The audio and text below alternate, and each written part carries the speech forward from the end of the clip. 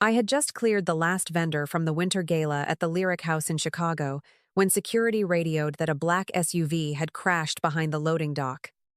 I turned back because the event was still under my name, my paperwork, and my liability, and the cold hit hard enough to wake every raw nerve. Then the service lights caught Brent climbing from the driver's side with blood on his collar. One hand braced on the door like he already knew. For 1 second, I thought the shock had reached its limit. But Sabrina bent from the passenger seat, both arms wrapped tight around her pregnant stomach. I stopped so hard, a stagehand nearly hit my shoulder. And when Brent found my face in that white light, he went pale at once right then. Sabrina looked at me too, not like a stranger caught in bad luck, but like a woman dragged into the open after months inside my marriage. I did not scream, ask a question, or give either of them the mercy of watching me break, because instinct rose faster than humiliation that night. I took over the scene, ordered security to preserve the loading dock footage, told someone to call EMS, and ignored Brent when he reached me that night. He said, "Avery, listen to me, please." And I cut through him with the only answer he deserved. No one leaves. Nothing disappears. Everything gets documented.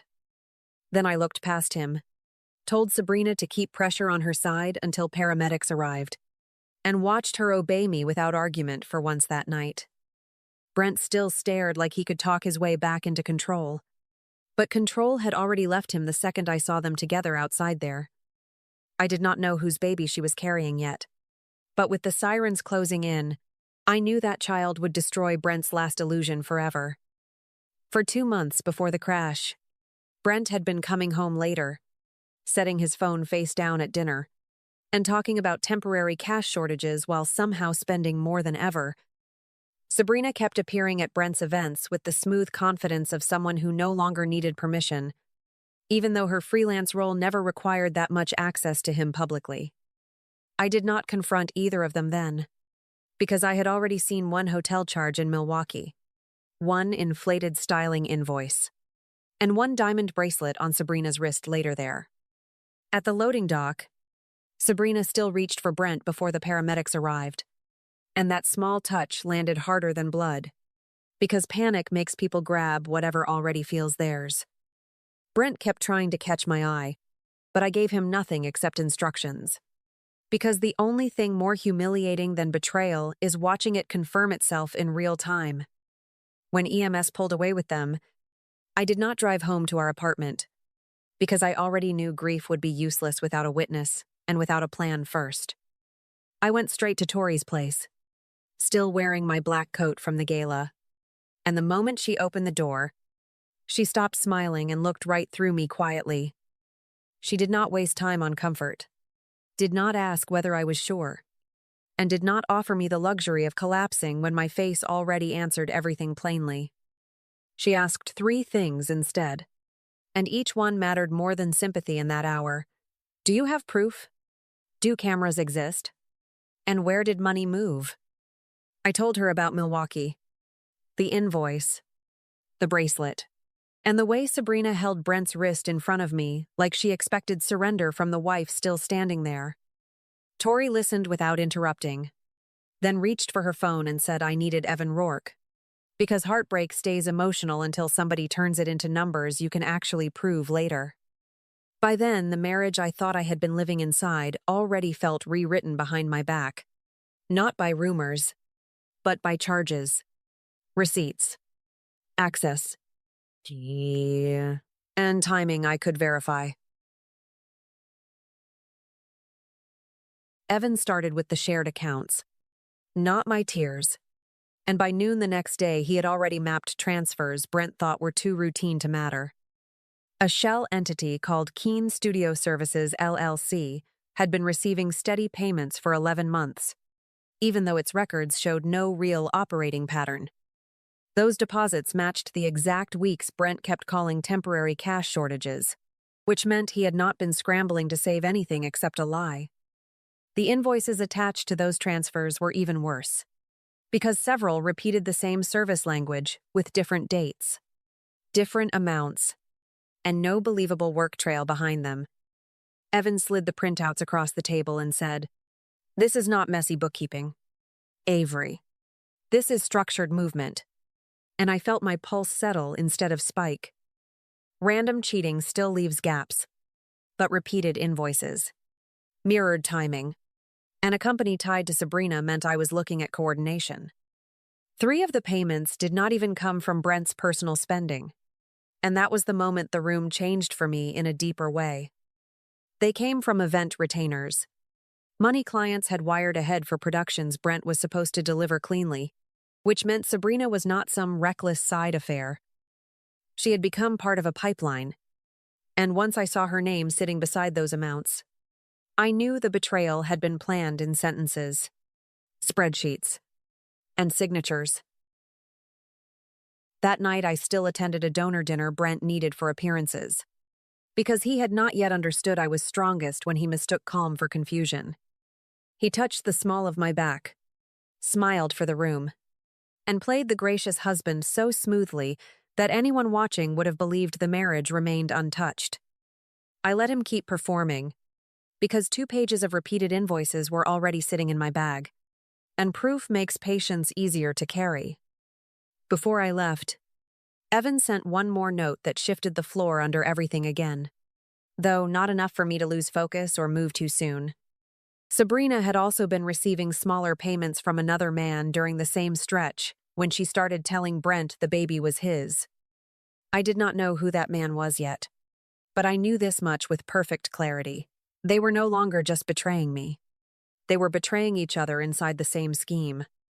Evan followed the smaller payments the way he followed everything else, through dates, memo lines, and account patterns, until one name began surfacing often enough to stop looking accidental.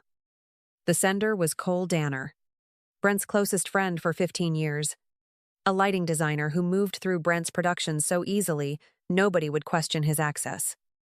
The amounts were smaller than Brent's transfers, but they landed during the same week Sabrina started talking to Brent like the pregnancy had already secured her future. Tori found the second piece from a deleted weekend post, a blurred set of cabin photos from Wisconsin that still held enough detail to matter.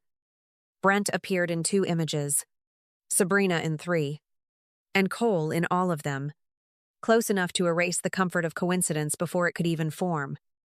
I did not build a conclusion from pictures alone. But once Evan matched the trip dates to the payments, the silence around that weekend changed. 2 weeks after the cabin trip, Sabrina's messages to Brent shifted from flirtation into strategy, and every line started sounding like she was presenting him with a role. Around the same time, Cole began sending money regularly, which meant Sabrina was not floating between men by impulse. She was managing overlapping narratives. That was when Tori stopped pacing, looked at me across her kitchen table, and said, "If she is taking money from both, the baby is leverage." Dana Kepler came in the next morning and treated the situation exactly the way I needed, as a legal structure instead of an emotional catastrophe.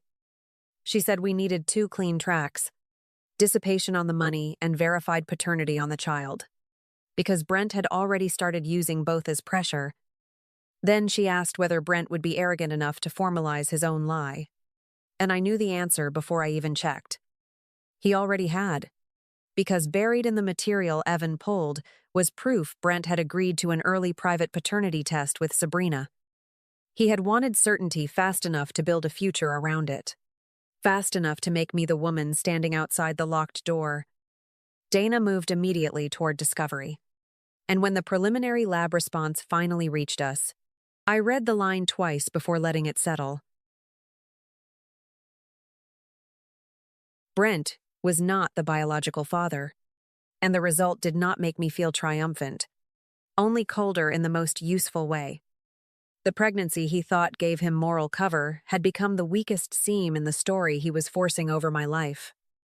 I still did not know exactly how the truth would land, but I knew the floor beneath Brent had already started splitting open beneath him. The next morning, Dana filed for divorce in Cook County and moved fast enough to freeze Brent before he could reroute another dollar through Sabrina. Another invoice. or another lie. She also served a dissipation notice tied to the transfers Evan had traced. Because once marital money starts funding an affair, every payment stops looking private and starts looking deliberate. Brent was served while setting up a showcase he needed to impress sponsors, and I pictured his face when legal paper landed where charm usually carried him. He called me 6 times before noon, moving from apology to anger so quickly it almost sounded rehearsed. But I never picked up because Dana had already warned me silence was leverage. By 1 o'clock, his messages had changed into the voice he used whenever control slipped, telling me I was overreacting, embarrassing him, and risking everything we had built together. I let the phone light up on my kitchen counter and did not touch it, because every unanswered call kept the balance exactly where I needed it. Tori handled the second front just as cleanly, shutting down every impulse that could have turned me into gossip instead of evidence, and insisting I disappear from social media completely. No vague captions, no furious screenshots, no late-night confessions to mutual friends, because Brent needed me emotional while we needed him careless and still spending. Sabrina cracked first instead, sending me a long message full of accusation and panic, saying this had gone too far, which only confirmed she understood the money trail. I saved her message, forwarded it to Dana, and read it once more beside Evan's newest report showing Brent had also diverted 2 event retainers into Keen Studio Services LLC. Those deposits mattered more than rage because they tied Sabrina directly to client money. And once money entrusted for productions starts vanishing, the affair becomes a documentable scheme. Brent still believed the pregnancy would shield him from total collapse. But by then his money was locked. His narrative was narrowing, and every exit he trusted was closing. Brent's showcase went forward 3 nights later in a riverfront warehouse built to flatter donors, lights, and men who mistake applause for proof of character. He invited sponsors, venue partners, and local press, then still asked me to attend because he believed image could outlast evidence if I stayed beside him. I arrived on time in black, while Tori held the back of the room. Dana carried the documents, and Evan waited for the signal we planned. Sabrina entered on Brent's arm with one hand over her stomach, wearing the calm expression of a woman convinced the room had already accepted her place. Brent crossed to me with that polished half-smile and murmured, "Thank you for coming," as though courtesy could still drag me back into his version. I let him keep that illusion because the screen above the stage, the donor packets, and the legal record had moved out of his control. When Brent began his toast, he spoke about resilience, growth, and protecting what matters most, and every line struck against the paperwork sitting inside my bag. He even glanced toward Sabrina when he said the future, handing me the exact opening I needed in front of people whose money mattered to him. When he finished, I stood, asked the technician for the correct presentation file, and felt the room shift into the kind of silence money wears before disaster. The first slide showed transfers to Keen Studio Services, LLC. The second showed duplicated invoices, and the third tied client retainers directly to Sabrina's shell account. No one interrupted because numbers freeze a room faster than tears. And Brent's face changed the instant he saw his own paperwork enlarged above him. He came toward me whispering, "Avery, stop." And I answered quietly, "You used marital money, client money, and my silence. Brent, and all 3 end tonight." He made one last turn anyway, facing the room with the raw theater of a man still hoping fatherhood could wash fraud clean in public. He said he would stand by Sabrina and their child, and Dana stepped forward with the authenticated lab result already produced through discovery. She stated Brent was excluded as the biological father. Then the rear door opened, and Cole walked in. And the room understood before anyone else spoke. Because Sabrina did not deny it, did not reach for Brent. Because Cole's face, the payments, and the timing had broken everything past repair. After the showcase imploded, Brent lost control of the room first. Then, the sponsors. than the calls he had relied on to keep business and scandal apart. 2 venue partners paused their contracts within 48 hours. 1 donor froze a pledged contribution, and Sabrina's name disappeared from 3 backstage schedules before the weekend ended. By Monday morning, the damage had turned from humiliation into paperwork, which was exactly where Dana wanted him. Because paperwork does not panic or forget. At the first hearing, Dana did not build a moral speech around adultery, pregnancy, or spectacle. Because Illinois courtrooms move on evidence before emotion, she walked the judge through transfers, duplicated invoices, event retainers diverted into Keen Studio Services LLC, and Brent's own messages about cash shortages during those same weeks. Brent tried to call it flexible business management, but Evan had broken the pattern apart line by line, and nothing flexible repeats the same fake service description across months. When Evan testified, he did not sound angry, only precise, which made Brent's evasions look thinner every time he opened his mouth to explain them away. He showed how client money entered one account, paused, then moved into Sabrina's shell company without corresponding deliverables, while Brent continued presenting those productions as fully funded. Dana followed with the authenticated paternity result and the payments from Cole, not to punish Brent for being deceived, but to prove he had used the pregnancy as leverage against me anyway. That mattered because Brent had tried to pressure me with the child, the timeline, and the posture of a man claiming moral obligation while hiding financial misconduct underneath it. Dana made the point cleanly that he was not being penalized for infidelity alone, but for dissipation, concealment, and deliberate use of marital resources outside the marriage. I sat there listening without shaking, because every line she spoke had existed in a bank statement, a lab report, an invoice, or a message.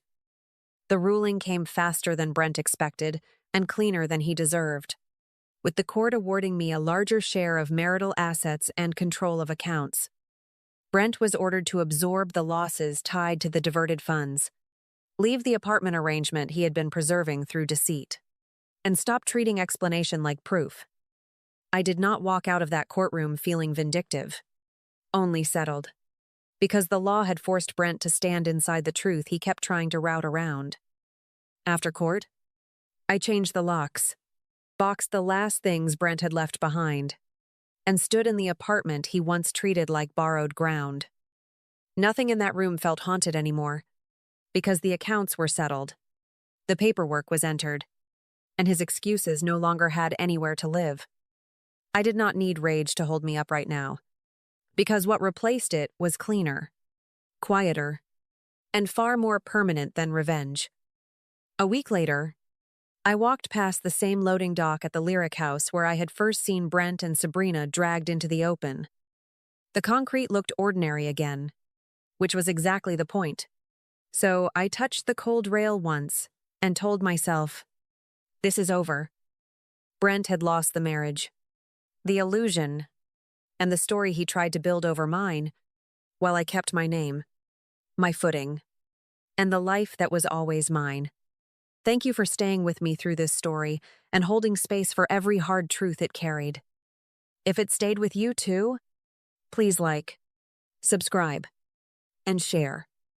I hope life brings you the kind of love that feels calm, honest, and safe.